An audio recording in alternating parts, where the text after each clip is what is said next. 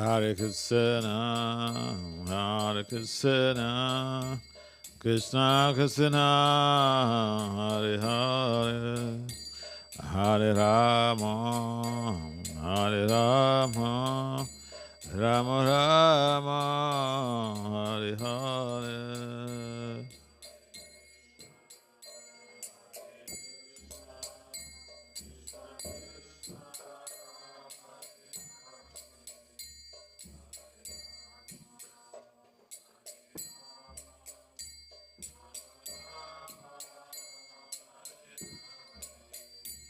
Hare Krishna, Hare Krishna, Krishna Krishna, Hare Hare, Hare Rama, Hare Rama, Rama Rama, Hare Hare.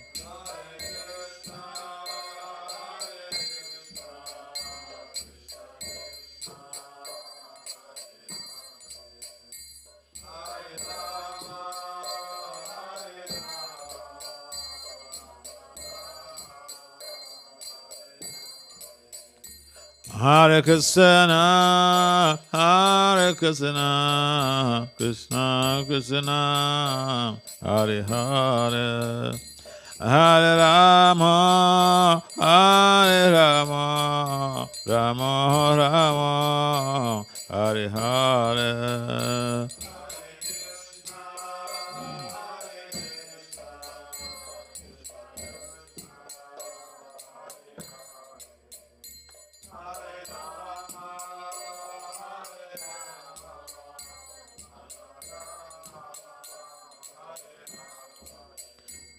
Hare Krishna, Hare Krishna, Krishna Krishna, Hare Hare.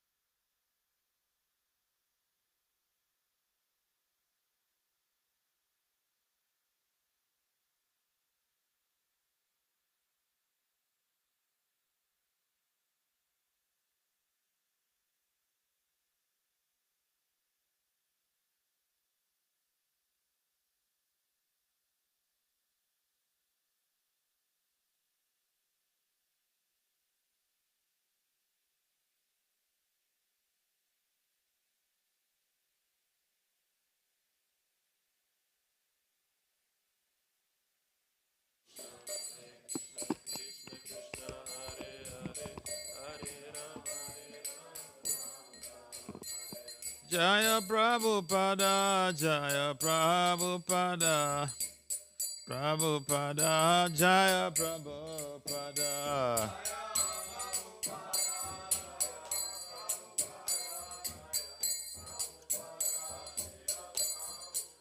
Jaya Prabhupada, Prabhupada, Prabhupada, Srila Prabhupada.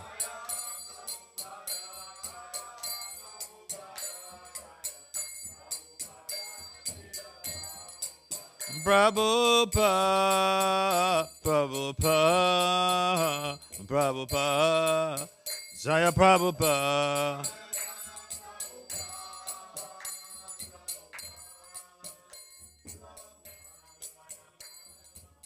Nitai go Hare Ba, Hare Ba, Hare Ba, Ba, Hare Ba.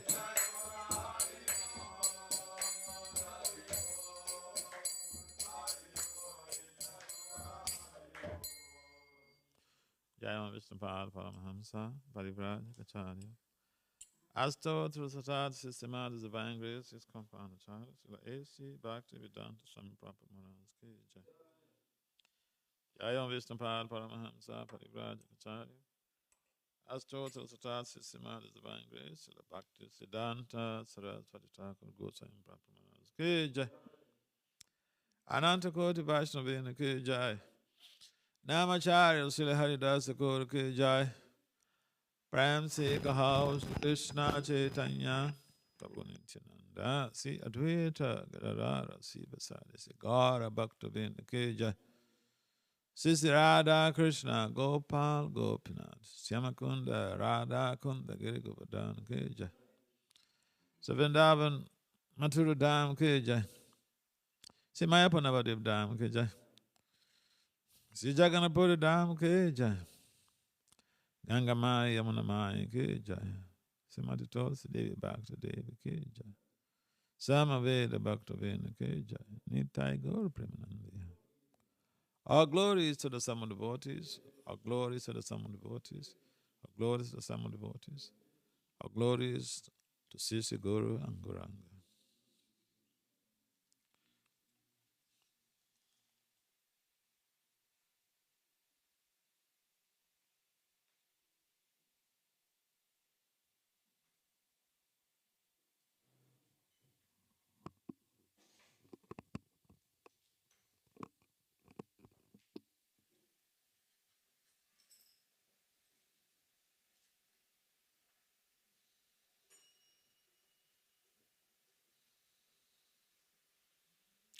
So, Srimad Bhagavatam, Canto 4, Chapter 12, Text 8.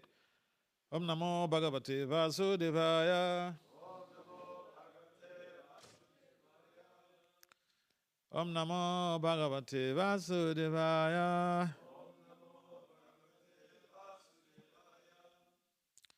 Om Namo Bhagavate Vasudevaya.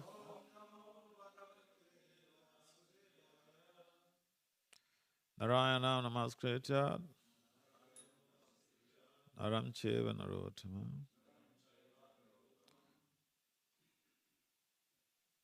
Next. Devi Saraswati Vyatsa Tato Jaya Modirai. Nasa Prayesva Bhadisu Nityam Bhagavata Sevaya. Bhagavati Uttama Sloke Bhakti Bhavaiti Naistiki. So, welcome everyone to this segment of the morning program, class, Srimad Bhagavatam class, hearing about Krishna and his devotees' pastimes. So the title of this chapter is Dhruva Maharaj Goes Back to Godhead. Matriya Huvacha Saraja Rajena Varayachodito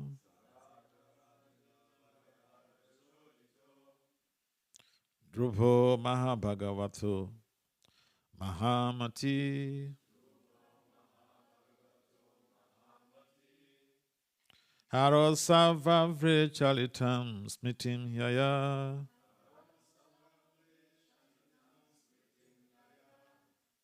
Tarantyayatnena Duratayam Tamaha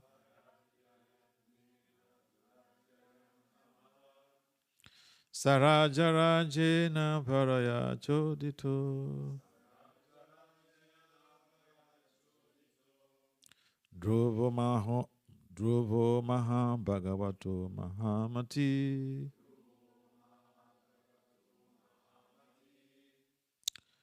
Harosavavre Chalitam Smitim Yaya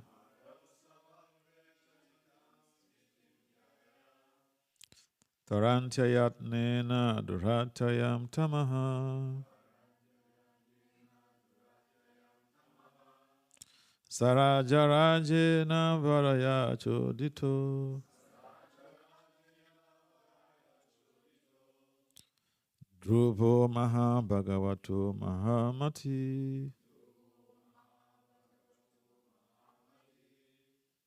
Harosavavre Chalitam Smiti Yaya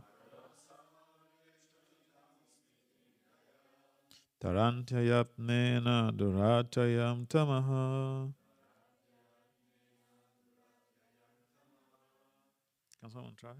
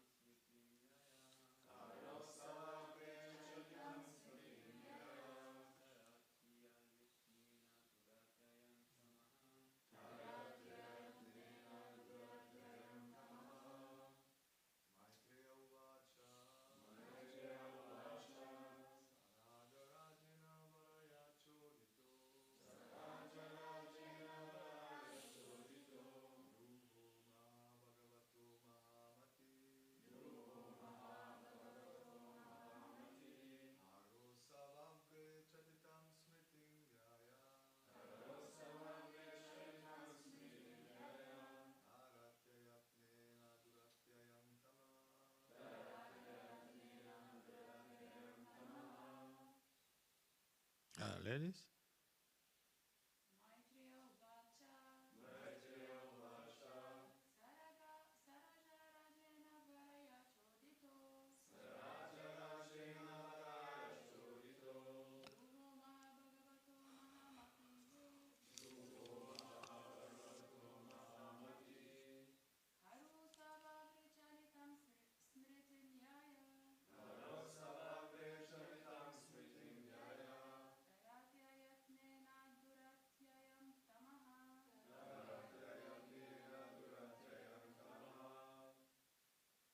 Anyone else? Ladies?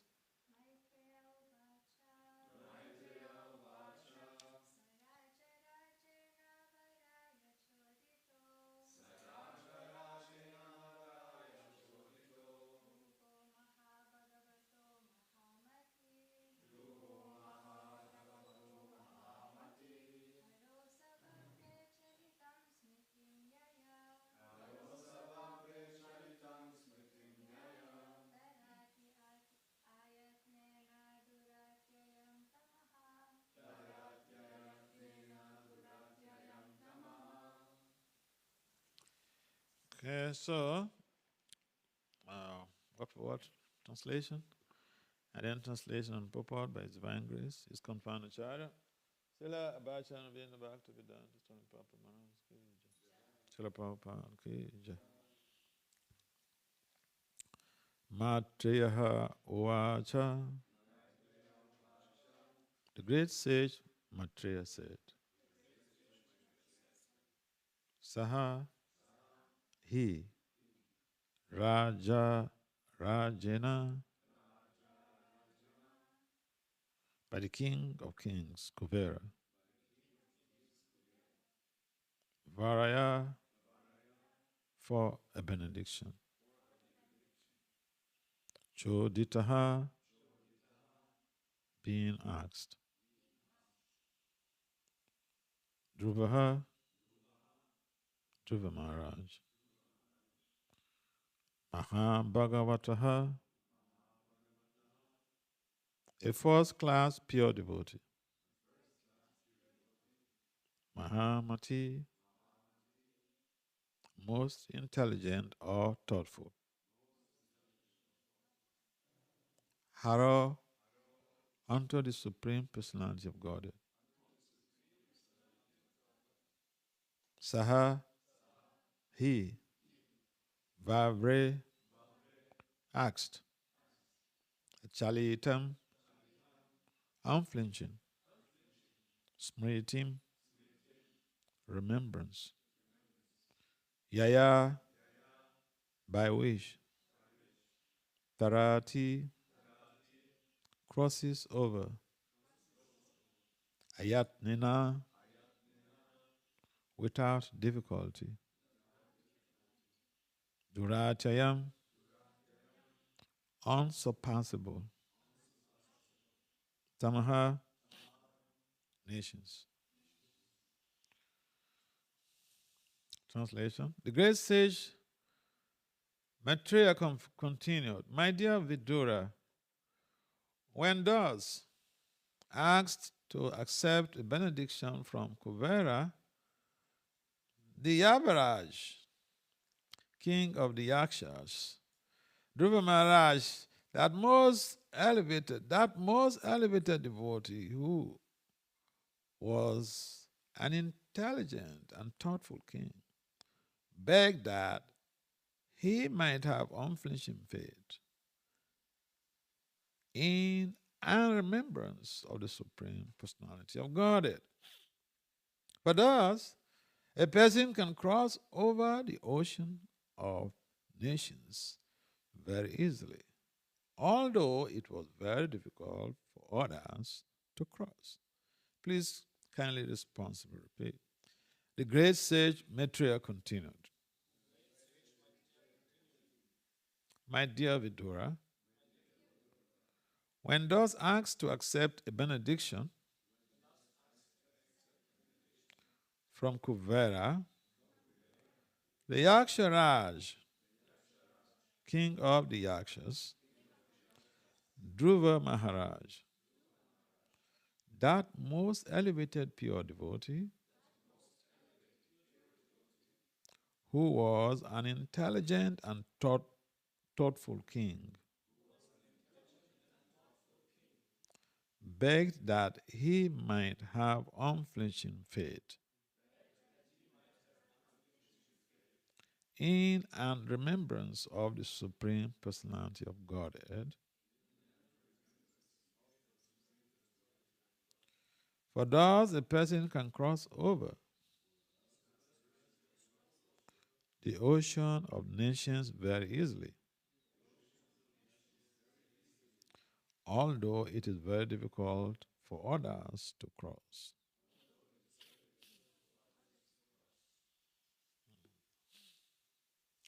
Purport. According to the opinion of expert followers of Vedic rites, there are different types of benedictions in terms of religiosity, economic development, sense gratification, and liberation.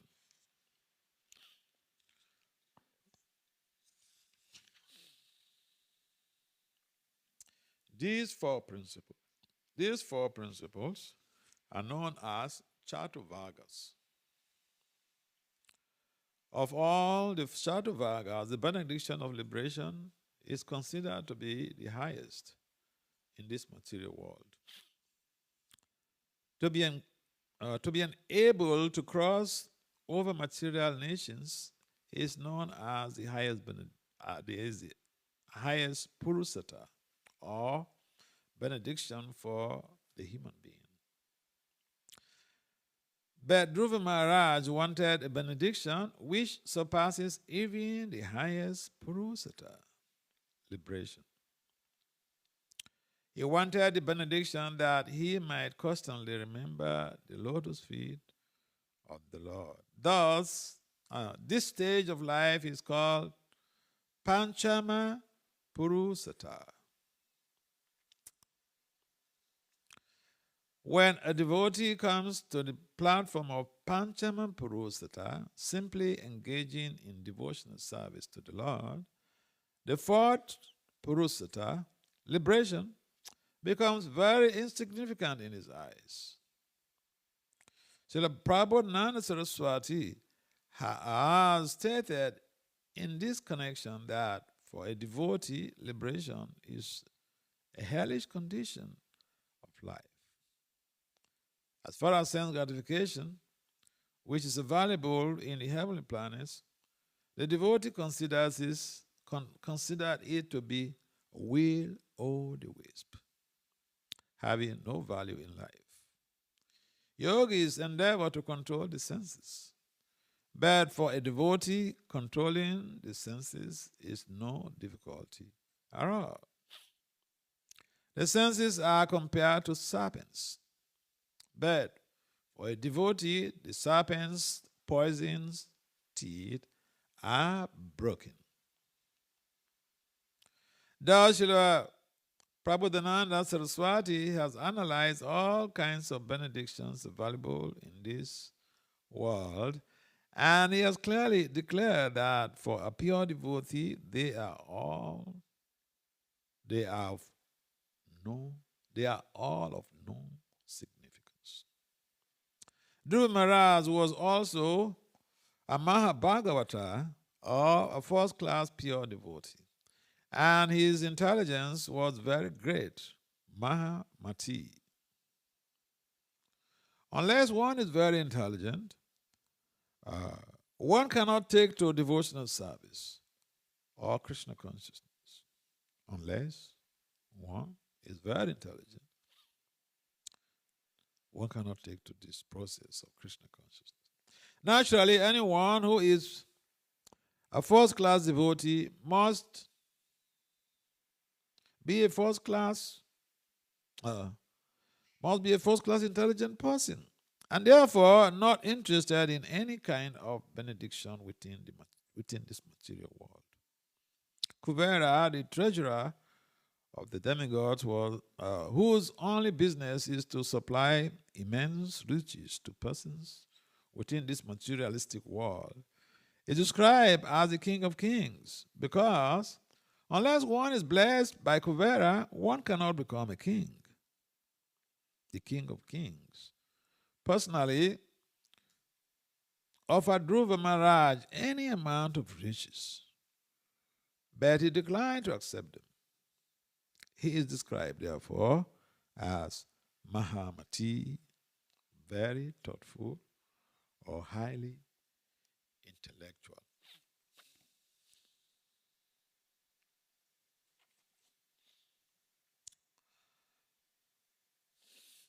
Obagyanatimirandasya, Gyanajanansalankaya, Saksudamilitam Yena Tasmai, Se Gurve Namaha, Sajaitam Anumvistam, Stamfetam Yena Bhutale, Swayam Rupam Kadamayam, Dadati Swa Padantika. Vande Sri Krishna Chaitanya, Nityananda Sahodato, Gurudaya Paspavanto, Chira Chatatamam, Vanchakalpatari Vicha, Kripasanabhaya Vicha, Patitanam Pavanam Bhiyo, Vaishnavi Bhiyo, Namo Namo. Jaya Sri Krishna Chaitanya, Prabhu Nityananda, Sri Advaita, Gadadhara, Sri Vasadi, Sri Gaura Bhaktivinoda. Hare Krishna, Krishna Krishna, Hare Hare, Hare Rama, Rama Rama, Hare Hare. Namo Vishnu Padaya Krishna Pristaya Bhutale, Srimad Bhakti Vedanta Swami Nityananda, Namaste, Saraswati Devi, Gaura Bhakti Nirvisis, Sonya Gauri Pasatkanda Satara. So welcome everyone to this morning class. So we hear from Maitreya recounting the encounter of Kuvera and Dhruva Maharaj. And he was recounting that narrative to Maitreya was recounting that narrative to Vidura. So all of these people, they are very highly exalted. Vidura is an exalted devotee of the Lord. Maitreya is a very exalted sage. Dhruva, we hear him from this purport, is a Maha Bhagavatam. And Kuvera, he is King of Kings. So they are all elevated people, you know. They are not beggars like me.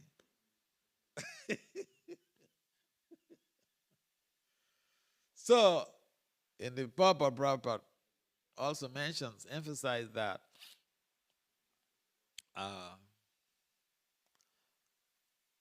those who take to this part of devotional service are considered very intelligent. So all of you, you're very intelligent people. Otherwise, why following this path when there is so much of sense gratification in Germany? Huh? You can enjoy yourself as much as you want. But you choose to live a life of regulations. People don't want to be regulated.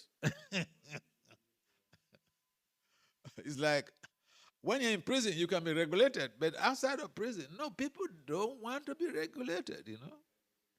They want to do anything they want to do. Anything they like to do, they want to do it. They want to experiment with everything. They don't just want to hear. They want to experiment. They want to go and taste it. So, also in the Prabhupada makes a reference to Prabhudananda Saraswati is one of those erudite pure souls, pure devotees, who have written so much about pure devotional service. And so, Prabhupada Saraswati, he gave a delineation about the different ways that people can seek for benediction. Seek for benediction, material benediction, in terms of religiosity, economic development. Even liberation is considered the highest. But we see in the case of Dhruva, now this is a typical example, typical case where we understand that the pure devotee does not even ask for liberation from Krishna. He does not ask for, give me bread. He doesn't come to ask Krishna, give me daily bread. Huh?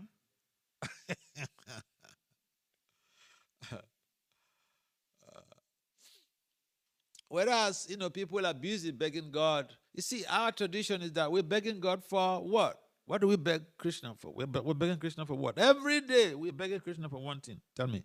Bolo. Service, yeah. We are begging Krishna for service. Other people are busy going to the churches, going to the mosque, and they're begging God for bread, for good wife, for good husband, for good car, for good job, good this, good that. So we could query that. Oh, you mean in Krishna consciousness one cannot ask Krishna for any of these things? No, that's not the implication of that statement. In fact, Krishna advised people, he said, instead of going to the demigods, whatever your desires are, hey, come over here. Come to me. He said, come to me. Come to me.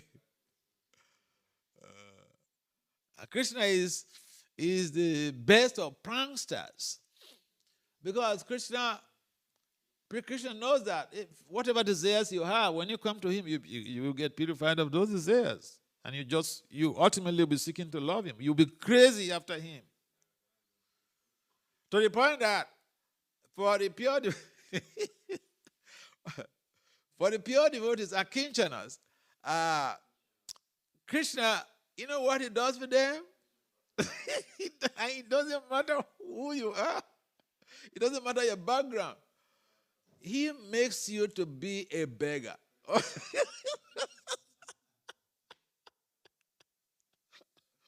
likes begging? No intelligent person who is properly economically situated, nobody likes to beg. But Krishna makes his pure devotees a beggar. Bipa Mangal Thakur wrote a very nice poetic song, and I love that song like anything, And so one of the verses, he said that this Krishna, oh no, I've never seen such a thief. He's just a big thief. In the whole 3 worlds, I couldn't find anybody a better cheat than this guy.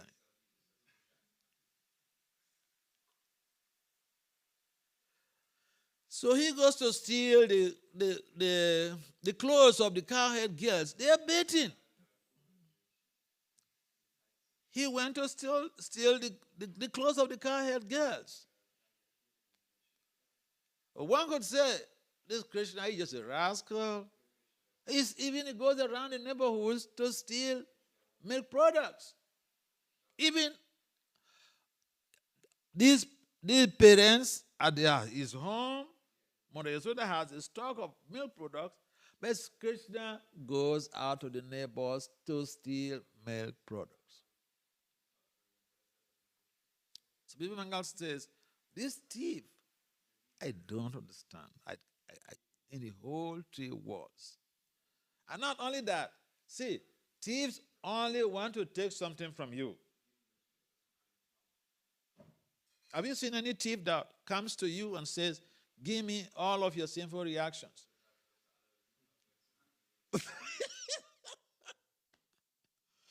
But Bipa Mangal Thakur says that Krishna, what makes Krishna, his thievery most amazing is that he even steals the sinful reactions of his pure devotees.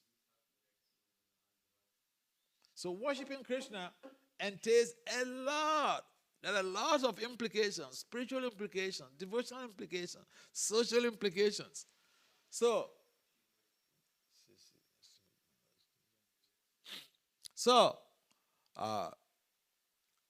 the very idea that we are worshiping Krishna, we should understand about who this person is. It's not just a God of reverence only. He likes fun. He plays around. And now I was telling this story, I don't know whether it was in Switzerland. I was telling this story about Krishna regarding his thievery. So he goes to steal from Upananda's home. And Upananda's wife caught him. And all along, Yasoda always protects his son. She doesn't accept that Krishna goes to steal from anybody. He says they are just trying to find fault with his lovely baby. In other words, it means they're envious. They just want to find fault, incriminate the boy so that she will chastise him. So one day Krishna went to steal from Upananda's home, and Upananda's wife caught him. Upananda is one of Nanda Maharaja's brothers. So Upananda's wife caught him, and Krishna begged. She said, I'm taking you to your mom. She always defends you. So I'm taking you to her. Let us see that we are not just making false accusations. You are a thief.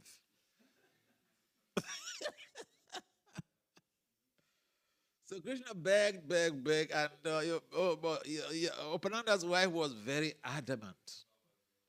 So, not to disgrace him along the road, she used a sari to cover his face.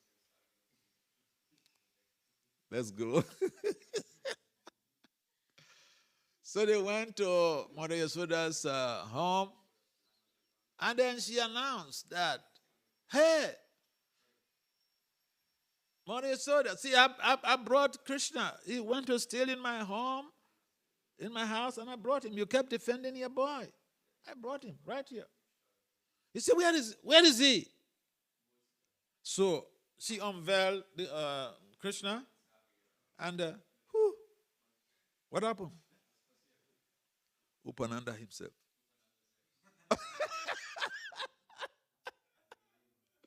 Krishna had changed to Upananda. And so Mother Yasoda said, come on, this is your husband, and you say he's my son who went to your house to steal? Your husband went to your house to stole from you, and you are now accusing my son. What is this? So she was so humiliated. So she went back. Your husband, you can't leave him there. It's not Yasoda's son. So they started going back. And they were going along, and then Krishna turned into Krishna again. And then Krishna said that, I told you, I begged you so much. You refused. You look for this humiliation. So it's just funny. Krishna is funny and naughty, but he is the source of the spiritual and the material world. Krishna declared in the Bhagavad Gita, he is the source of. So it is mentioned here that intelligent people are those who take to the worship of Krishna. Intelligent people. People who are highly intellectual. Elsewhere in the Bhagavatam, it is mentioned too regarding those who take to Krishna consciousness, how they are intelligent. Because you find in this material world, people are roaming back and forth. They're going up and they're coming down. They're going from one place to the other. For what? Seeking for sense gratification. So, Bhagavatam is mentioned. Tasheva heto prayate kovido. It's only those who are super intelligent, kavis, people who are wise, they take to Krishna consciousness.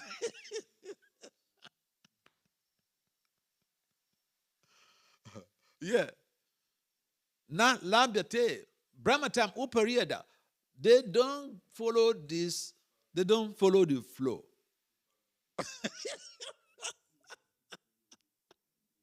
They don't follow the flow of simply, moving from one local to the other, or moving from one place, from Germany to Switzerland, and then from Switzerland to America, looking for what? Same gratification. No, they don't. Intelligent people, they don't really care about those things. They take to Krishna consciousness. Instead of going from one Brahmanda to the other, from heaven, finish if your pious credit is expired, you come down again to the middle planetary systems to begin to work very hard.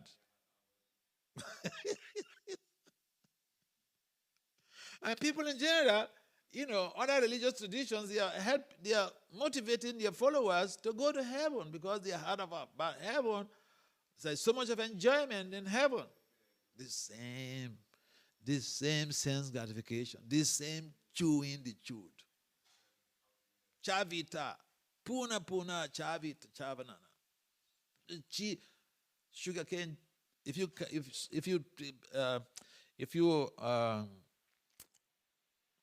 squeeze a sugar cane, you squeeze all the juice out of it and you throw the shaft away. And it's only a mad person who will pick it up and start chewing it. But that's what we are doing in the material world. Puna, chavita, chavana.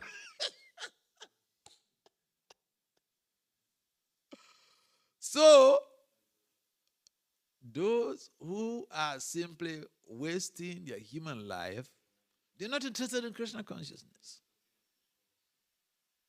It is those who have sufficient pious merit that take to Krishna consciousness. Try to understand.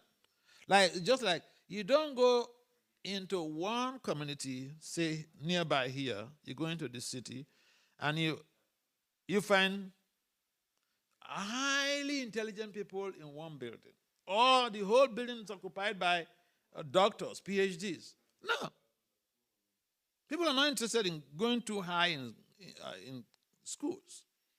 They finish first degree, immediately they go to work to get money and enjoy themselves. Who cares about going to suffer more and more? I remember one young boy I met in Boston, in Massachusetts, in America. He was driving me around when I went to Boston. And so I asked him, who owns this car? He said, my mother. He said, his mom. I said, why don't you go to school so that you can get a job and have your own car? He laughed at me. He said, Maharaj, 18 years. 18 years is referring to graduating from high school. He said, 18 years of schooling. I am done.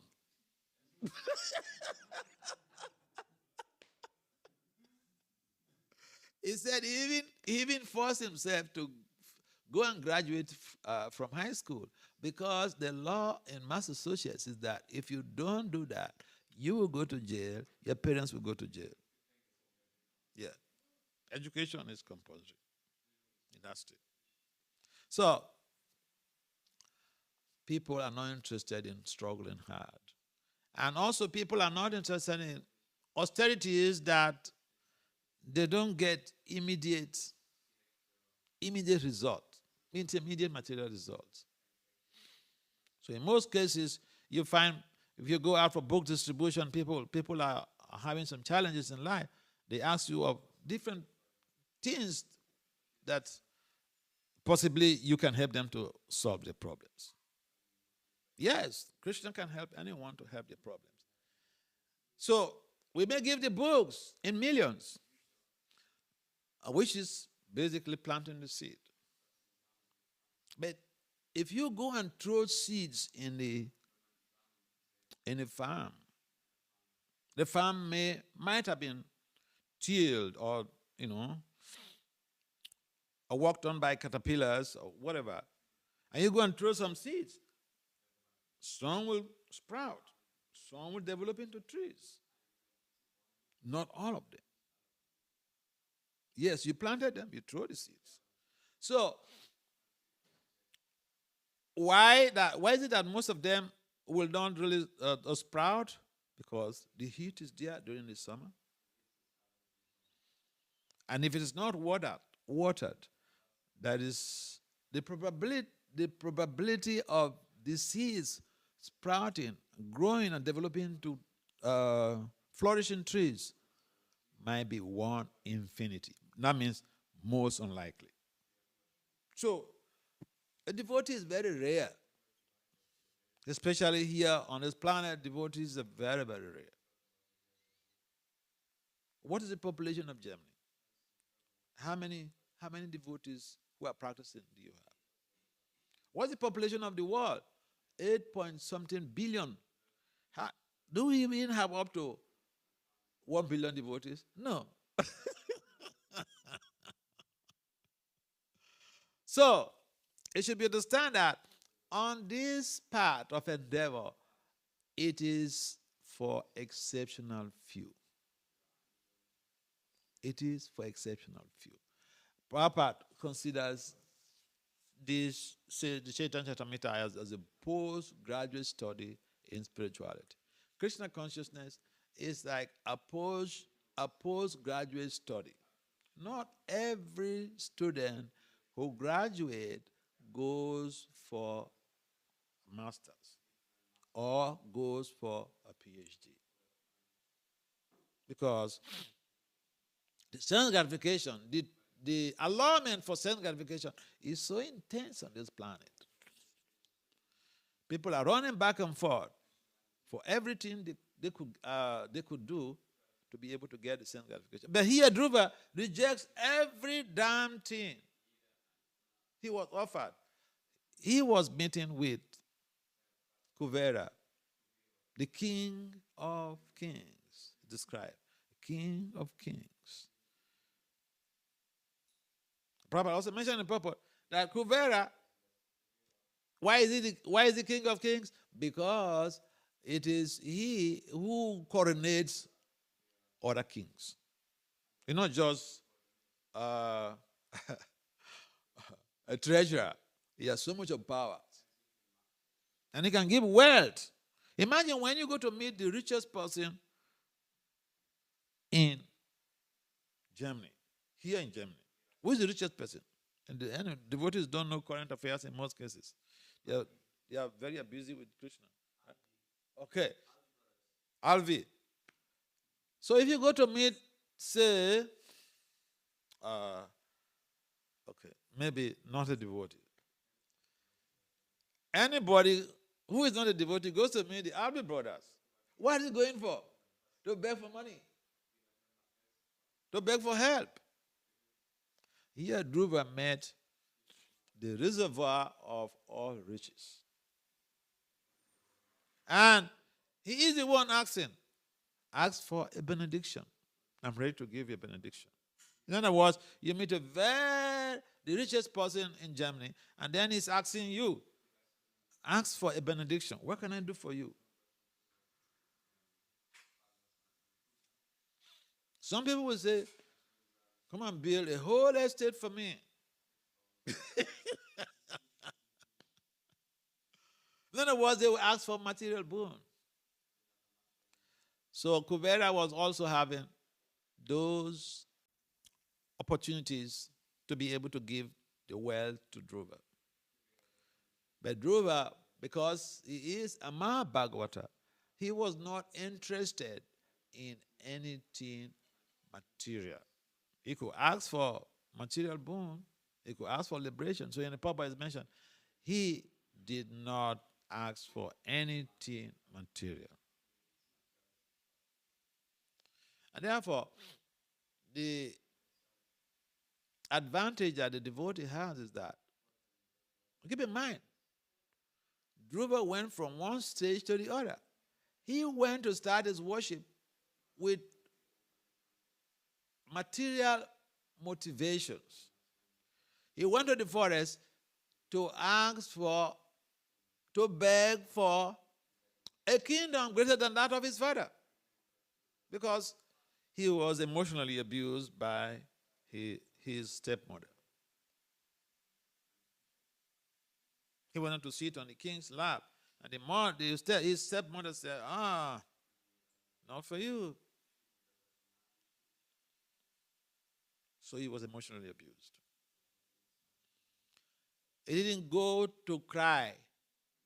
He didn't go and he didn't just go to his room and start crying. He thought, I must do something to teach this woman a lesson.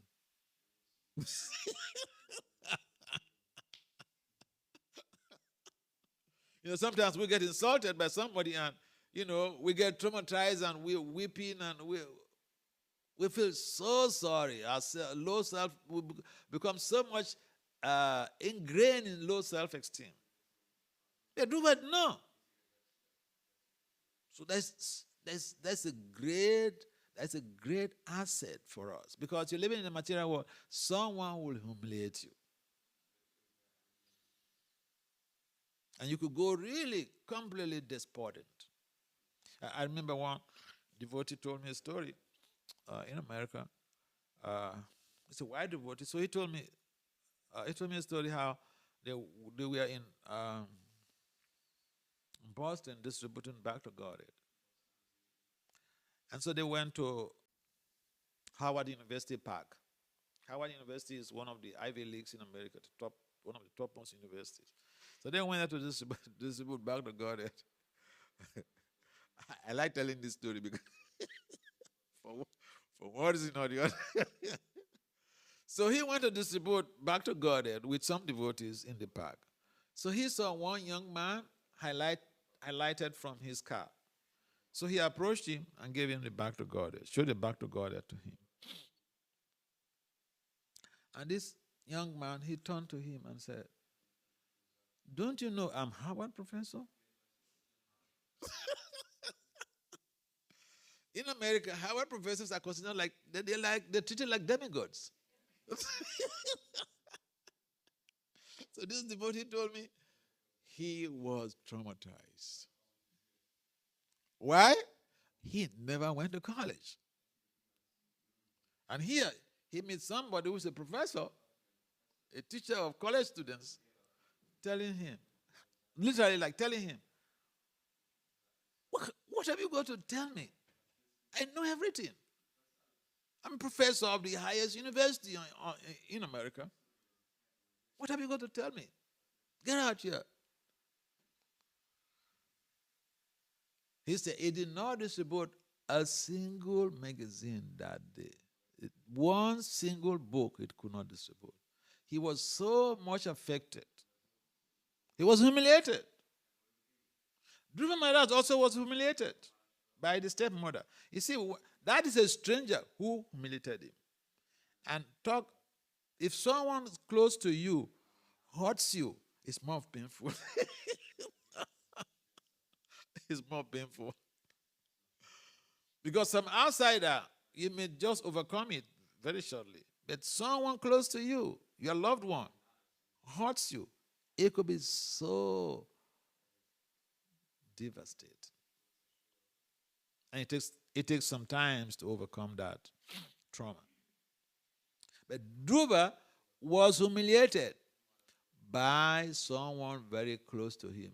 His stepmother, that's the next person to his mother. But he didn't go into despondency. He was having that Kshatriya spirit. And therefore, the Kshatriyas, if they are injured on the battlefield. Here, Dhruva was injured. If the Kshatriyas, if even they are injured on the battlefield, they keep fighting. Sometimes other colleagues will just come and then, bundle them and take them away. But they keep fighting. Dhruva was still fighting. So there's a lot we can learn from Dhruva's life. If someone hurts us, someone humiliates us, we should not just go into seclusion and, okay, maybe you come to the temple and someone says something hurtful to you and you should decide, all right, I'm not going to this temple anymore. Temple is belonging to Lord Shingadev. So, If someone hurts us, we have to strategize ways on how to overcome that, how to transcend that, how to move forward with our lives. This is what Dhruva Maharaj did exactly. He wanted to meet his mother, complain to the mother, and the mother gave him some instructions. He gave him some advice. It's only Lord Vishnu who can help you. Where can I find Lord Vishnu? Or sages, they go to the forest to seek for him. So here we find a young boy, a Kumara, by the way, 5 years old. It's not something to talk about.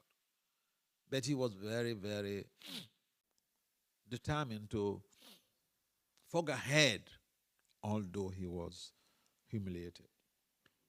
And he was successful. The beauty is that he was successful. And therefore, it is important for us to understand that the devotional life we are following, we need to remind ourselves that this is the highest activity anyone can perform in this universe. Not just this planet, in this universe. This is the highest activity one can perform. And you're guaranteed of the results. Other activities you may perform, you may not be guaranteed of the results. And if you don't get to the final stage, you are done. Finish. Devotional service, if even we are not able to get to the final stage, Krishna makes an arrangement. There is no loss or diminution on this part of bhakti.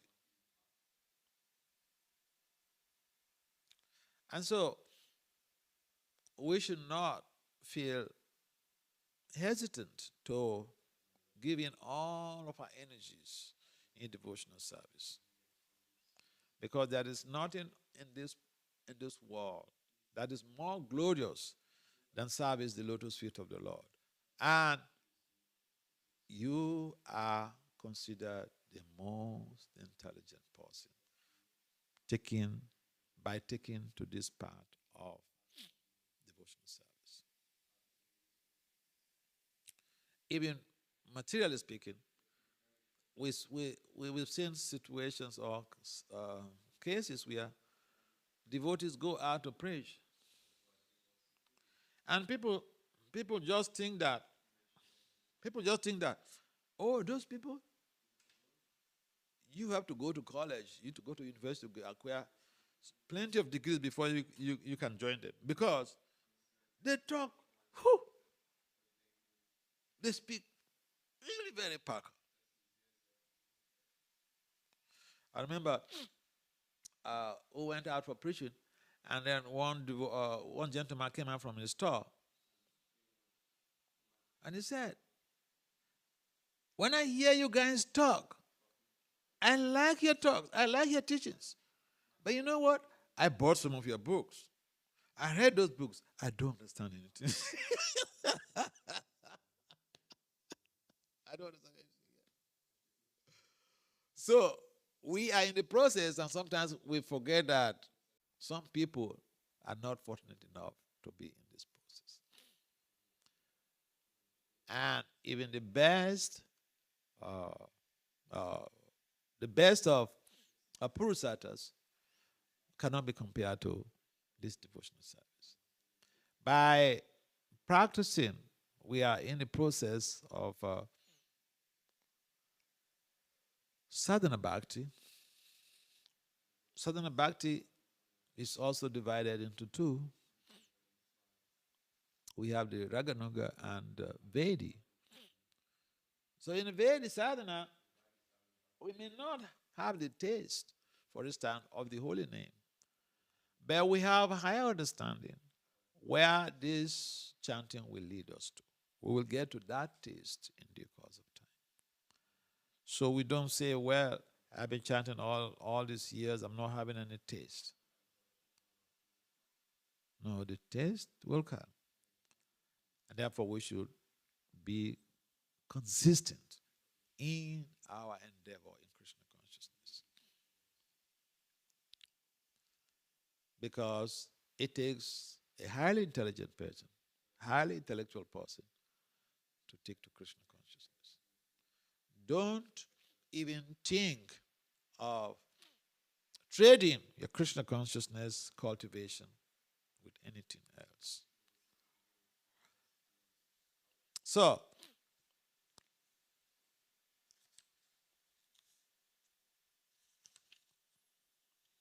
the great sage Maitreya continued, my dear Vidura, when those asked to accept a benediction from Kuvera, the Yaksharaj, king of the Yakshas, Dhruva Maharaj, that most elevated pure devotee who was an intelligent and thoughtful king, begged that he might have unflinching faith in and remembrance of the Supreme Personality of Godhead.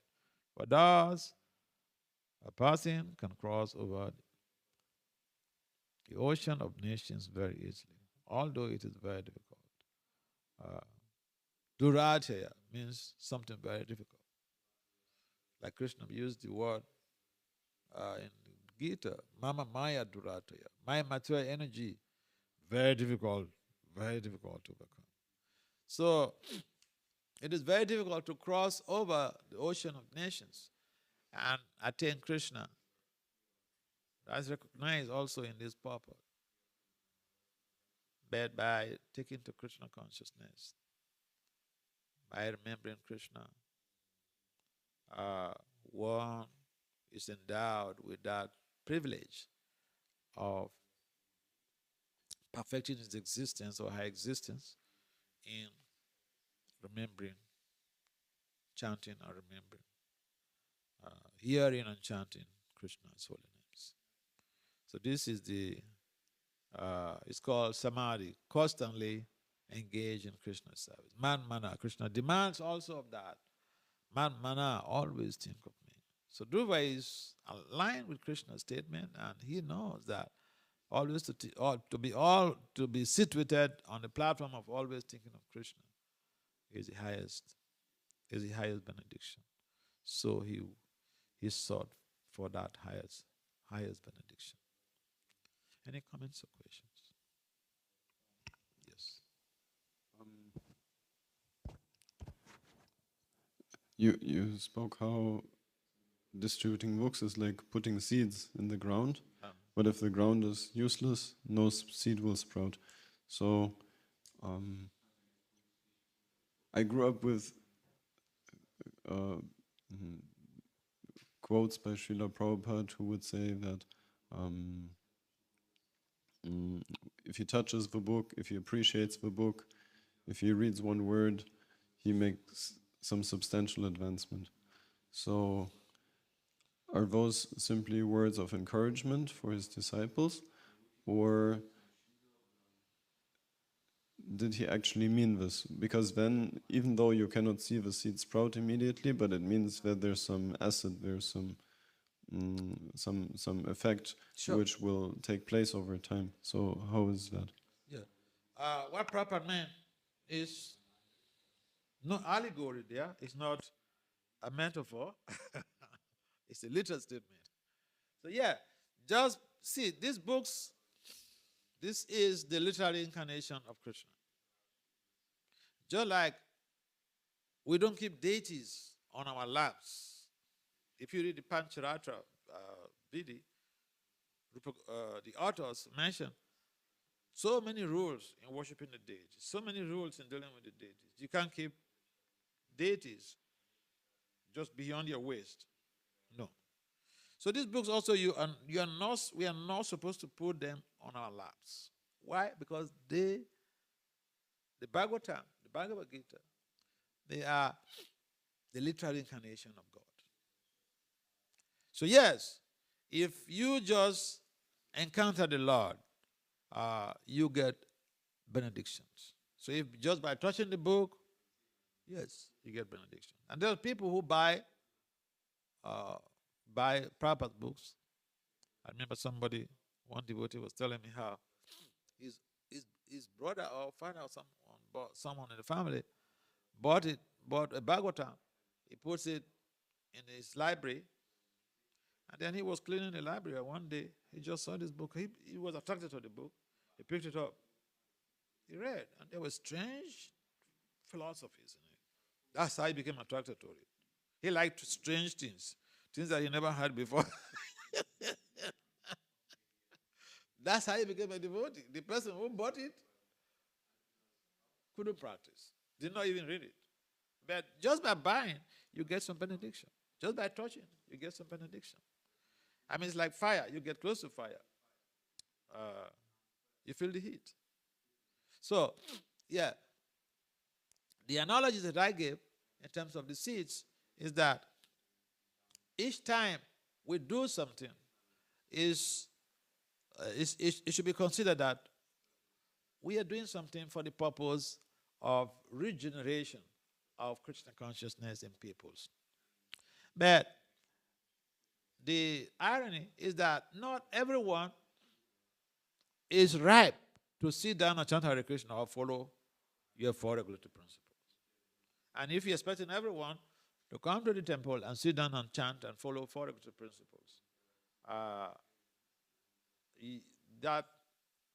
that expectation may not be met. Because I've seen people also in my life, they are top class professors and all these things. They like Krishna consciousness, but the zeal, the willpower, they're not endowed with the willpower to be able to practice. So yeah, they have some, but just by associating with the devotees, they have some benediction. So our endeavor, we should not think that is wasted when we preach to somebody. And sometimes devotees are also very impatient, especially with the families. With the family members are not interested, and then, I remember, one of my friends in Washington D.C. She's in Mayapur now. She was my bank manager. She was helping me with some things. One devotee contacted her, and then she helped me with some things.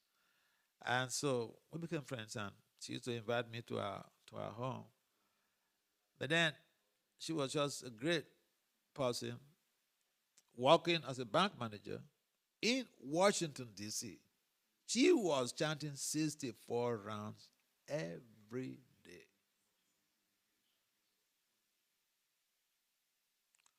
A bank manager in Washington, she was chanting 64 rounds every day. The result of that is that at some point in time she retired and went to Mayapur. Yeah. So the bottom line is that, yeah, we do our preaching, but we should not expect everybody to come and sit down in our temples, to do all of the things, follow our regulated life. And when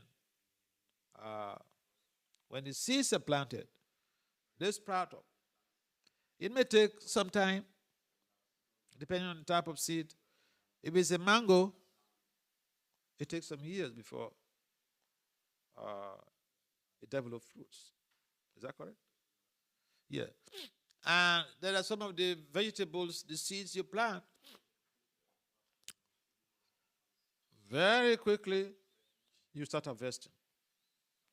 So there are different expectations when we go into the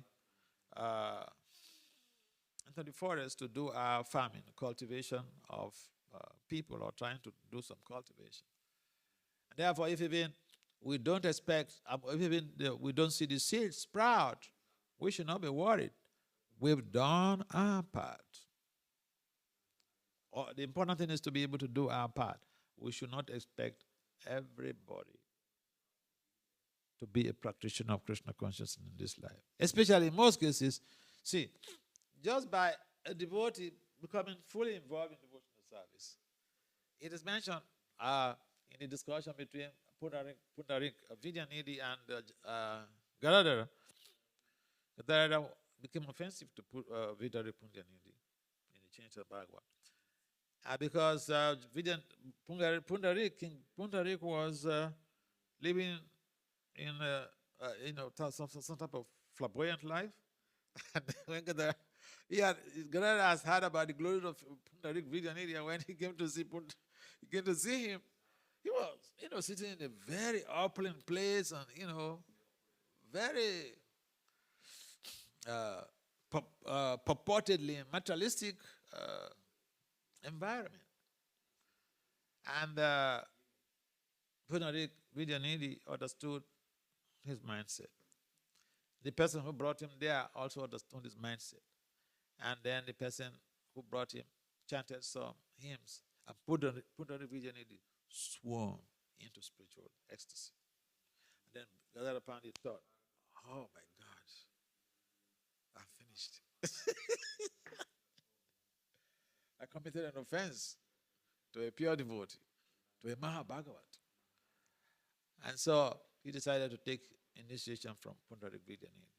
And then in their discussions, so Gadara is a very learned scholar, highly elevated devotee. So then Pundarik Vidyanidhi was explaining that he is just very fortunate, he's just lucky that he gets a Pandit, pure, elevated, intellectual devotee like Gadara Pandit. And so it is not, Krishna was just merciful to him. So each time we make someone a devotee who is highly intellectual or highly evolved, materially speaking, and then we make them devotees. This is the mercy of Lord Krishna on that individual preacher or the person who made that person a devotee. And therefore, it is important for us to do the planting of the seeds. One of these biographies of Prabhupada by Sasarup Maharaj, he calls it planting the seed. You've read that book? Yeah. So what we are doing is like planting seeds. But we also need to do the watering of the garden. Seeds are planted, we have to water them. Even our own lives, our devotional lives, we have to water the devotional creeper. And that is why we come into the programs. And that is why we sit down or stand up or whatever to chant every day. And that is why we take only Krishna Prasada. We could say, well, there are so many nice vegetarian stuffs out there. But Prabhupada wanted his devotees to focus on prasada. Anything that is not offered is considered sin, papa. So yeah, what Prabhupada said about his books, touching, reading, just by encountering the books, one gets some transformation. So it's not a metaphor, it's not an allegory. They are literal statements. And it's real. Does it make some sense? All right, okay, yes.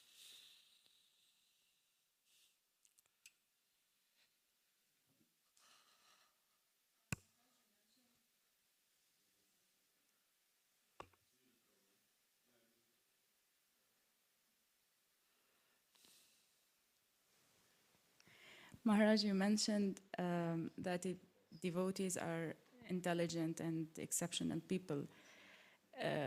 Having this mentality, how can we always stay humble? Because sometimes it's tricky. You will feel like, oh, maybe I got this gift of Krishna consciousness, so I'm better than the other person. Sometimes it's really tricky. So what's your guidelines for us to always stay humble? Yeah, that's a very, very powerful, nice question, Yeah, see, we have a tendency. We have, Bhakti Vasudeva Swami, Maharaj mentioned that the false ego is our greatest problem. For devotees, the false ego is our greatest problem. Not even lost. Krishna said, people are forced to do things against the better judgment because of lust. That is like the greatest enemy.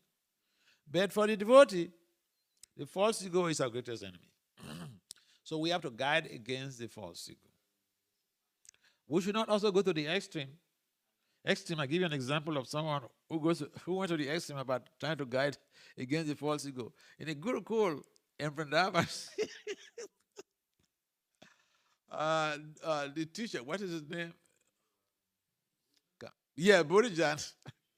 Burijan told a story when he was giving Bhakti Vasudeva class. He told a story how one of the students in his class was not doing good. So he encouraged him that, hey, your grades are going down. Wake up. He said, no.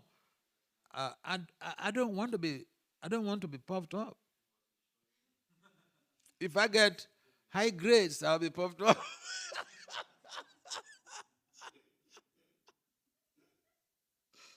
Yeah, so we should also go to the extreme of saying, okay, I want to really check myself from the false ego, because now I know I'm a very important person and I'm highly intelligent and most intelligent persons on the planet. So I want to be careful so that I don't get puffed up. See, what we can do is to always look around, and we will always get somebody that we can learn something from. In other words, we can always emulate something from somebody, some devotee. Instead of imitating, we can emulate. Imitating here connotatively implies that someone, if even someone does something unhealthy, unethical, and then we want to do like that, that is imitation. But emulation, it implies that we look at the good qualities of people. Haridas Pandit, in the Chaitanya Charitamrita is mentioned that Haridas Pandit, there's Haridas Thakur, two Haridas Thakurs, but this is Haridas Pandit. Haridas Pandit, he has this value, this quality of looking for the good qualities in people and pick them up. He doesn't look at the bad quality. So we'll always see people who are better than us, and we can always learn from them. And when we see people who are better than us, we should not be despondent. We should not think, or that should not lower our self-esteem, but we can learn something from somebody. And we can always remain humble. For instance, okay, I give you an example of, I can give you an example of myself. Okay, so here somebody, I go to places sometimes and people say, oh, he's very lucky. He's a Swami, he's a guru, has a PhD. So sometimes people, I got confronted also, people ask me, so, man, I don't see you being puffed up, you're just very simple, you talk and smile with us, you sit down and eat the same, and eat. So what is your secret? I said, see, I always find people who are better than me, like PhD. I have friends who have 3 PhDs. So what you make it to be puffed? You will always find someone who is better than you. Duryodhana was asked by Drona to go out and check whether he will get anybody that is better than him. He came back to say no, he didn't find anybody.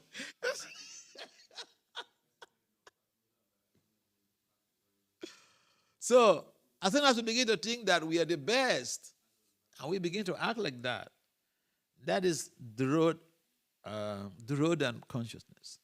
We should avoid that. So we should always think, yes, I may be lucky to be in devotional service, but there are so many people who are better than me, and I really have to work hard so that I can become better. Yeah. Horrible. What's the time now? +10. All right.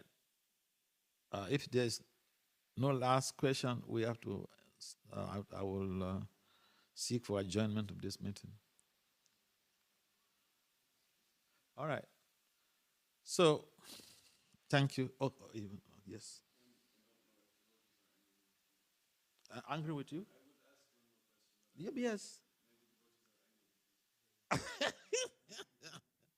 Well, maybe they are not.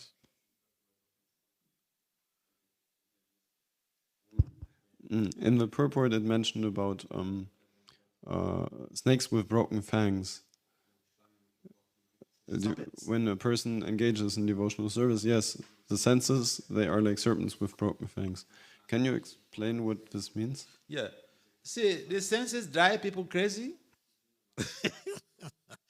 See, but this is not just a Vedic philosophy.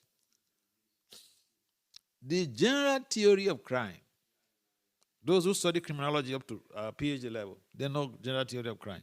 The general theory of crime stipulates, it was propounded by two criminologists, Gottfriedson and Hitchie, in 1990. They published their work. Now, the general theory of crime stipulates that all crimes and antisocial behavior, say sinful activities, crimes, immoral activities, they are due to uncontrolled senses.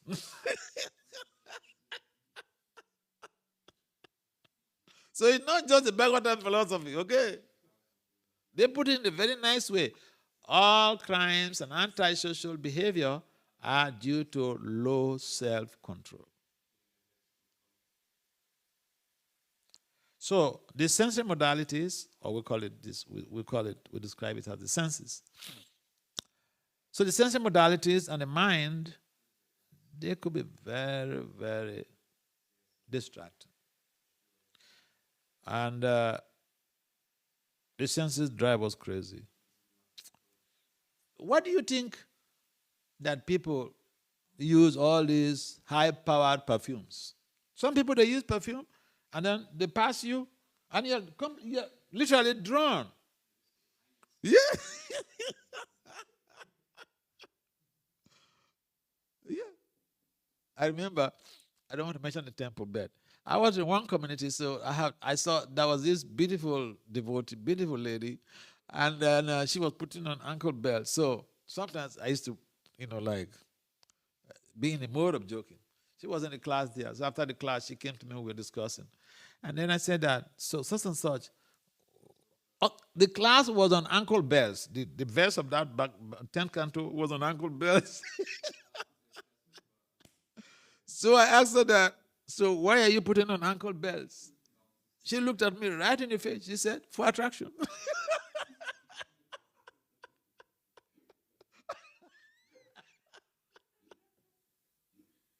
Oh, yeah. So people wear things. People, they rub perfumes. They do all types of things. They buy all these limousines, sofas,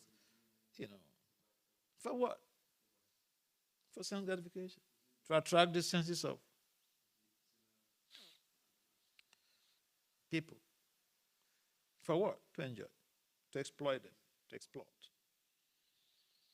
So, the senses are uncontrollable. Sarira avidya ja.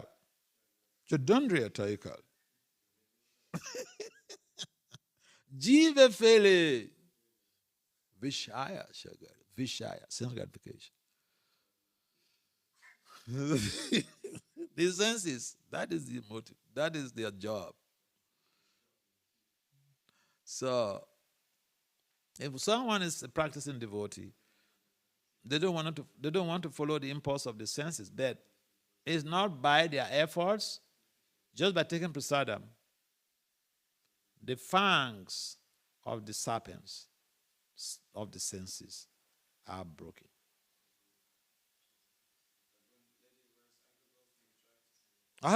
She said, she asked her, why are you putting on ankle belts? She said, for attraction. Attract the senses of men. The senses are the poison fangs now. She's trying to attract those senses of men to get attracted to her.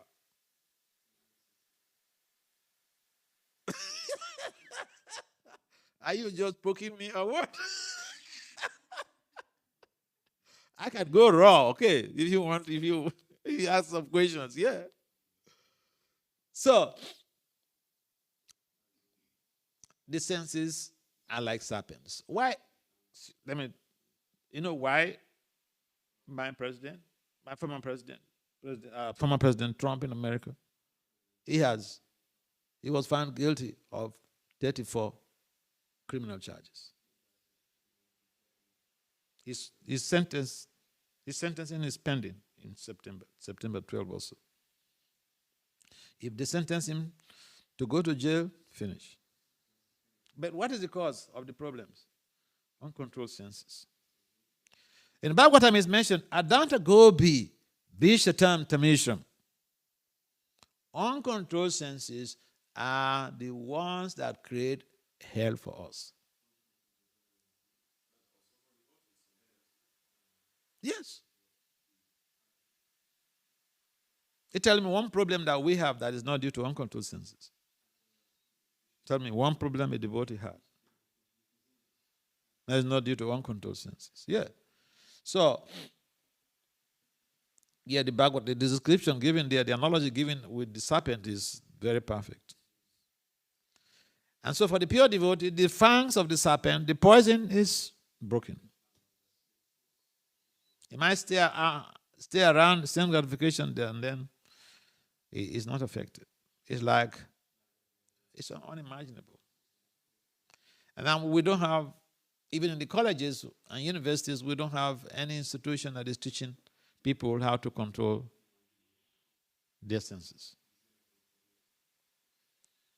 We see all over the world arousals, agents of arousal of the senses. And they advertise even, desire more. Go for this. Go for that. These are, the advertisements on the billboards, they fall under the category of subliminal advertising. You can have something on the TV advertised, if even it's unhealthy, and keep advertising it. The people in general, they see the TV as authority. And so they will say, I saw it on TV. Therefore, it must be authorized by the government. Yeah. So, the senses, uncontrolled senses are the worst enemy of the condition. So, devotional service, one of the positive side effects of devotional service is that the senses become purified and they become controlled. Externally, ordinarily speaking, which university, which institution is teaching anybody, anyone, about how to tame the senses, how to become free from the enslavement of the senses? We are literally enslaved by the senses. No one is complaining about that. We fought war against slavery. Here is a perpetual slavery. Nobody talks about it.